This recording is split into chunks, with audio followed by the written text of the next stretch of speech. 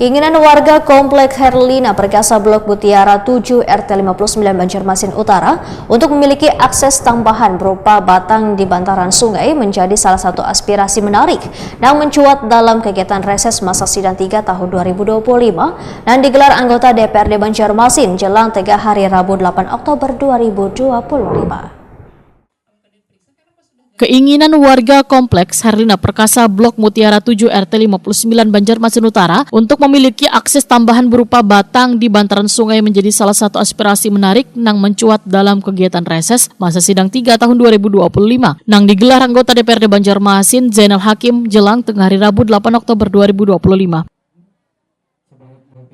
Usulan muncul karena selalu ini warga mengandalkan sungai sebagai jalur alternatif dalam melakukan aktivitas sehari-hari, terutama ketika distribusi banyu barasi dari PT Air Minum Banjarmasin kada berjalan maksimal. Warga berharap adanya batang tersebut dapat memudahkan akses mereka untuk mengambil banyu sungai, betetapas hingga mengangkut barang ketika dibutuhkan. Maksudnya batang.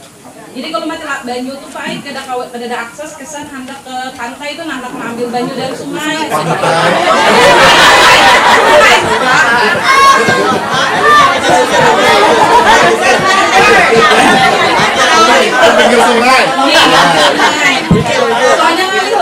Soalnya kalau banyu tuh sudah sumber utama rumah tangga tuh. Jadi kalau mati banyu tuh ada batangnya kayak yang bukan agatis, kalau lihat ada. Cuma kalau 4, 5, 6, 7 tuh ada Pak, jadi ngalih kalau hendak ambil banyu.